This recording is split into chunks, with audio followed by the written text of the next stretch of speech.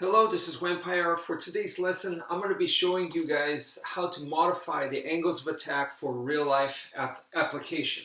So first off, I'm just going to start with 5 angles of attack because that's a good place to start from. And it goes like this. It goes 1, 2, 3, 4, and 5. So make sure that you make them big motions, full motions like I just did right now. Diagonal goes all the way, diagonal, make sure it goes down all the way, and you bring it back up here, and then side to side, and then it goes into the stab. So that's 5 movements right there. So the big motions are necessary so that you get your body mechanics properly. Okay, 3, 4, and 5. Now, definitely keep practicing with full motion, but what I want to focus on today is now we're going to make them much smaller motion. We're going to make everything compact. So when we do that, it becomes 1, 2, 3, 4, and 5. Okay, so I'm going to be aiming for adjust the face, and I'm just going to be using the top part of the stick. 1, 2, 3, 4, and 5. Okay, 1, 2, 3, 4, 5. So it becomes uber compact, and now we'll go to a training knife and the same idea. 1, 2, 3, 4, 5. 1, 2, 3, 4, 5. Okay, and then of course we could go to empty hand. Same idea. 1, 2, 3, 4, 5.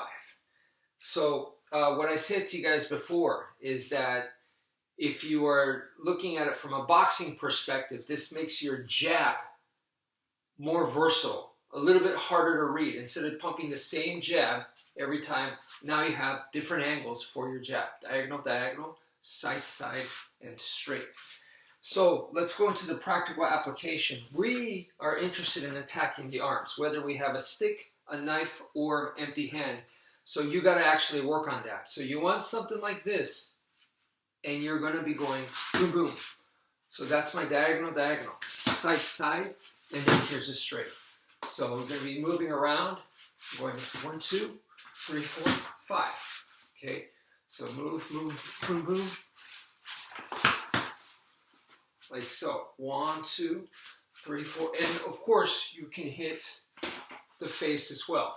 But you can see the way that I'm using it now is quite different from 1, 2, 3, 4, 5. If that's the only way that you know how to use it, think if you go up against someone who's able to go like this, like this, like this, you're going to see that there's a big difference in speed. So that could be that could land you in trouble. So next, that's for long range usage. We're going to now go into medium range. So in medium range, we're going to be using from here, from the pinky, all the way to the elbow. So we'll be using the forearm, doing the exact same form, which is diagonal, diagonal, side to side, and then straight, okay? So because we're in medium range, boom, they could already hit me. That's the characteristic of medium range. So I'm going to be going diagonal, diagonal to defend against their strike. 1, 2, side to side, and straight in, as you can see. So this is the usage.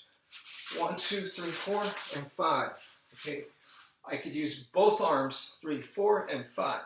1, 2, 1, 2, 3, 4, 3, 4, 5, and 5. Okay, so that's the idea right there for medium range. And then next is when I get into close range. Close range is the clinch. So clinch is grappling. So we're going to be using it in a grappling way, which is 1, 2, 3, 4, 5. This is what we call grinding in grappling.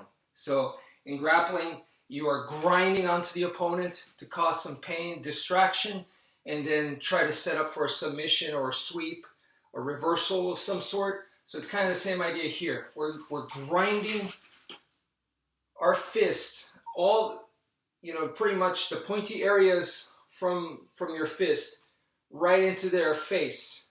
It doesn't have to be the eyes. I don't care if their eyes are closed. That's fine.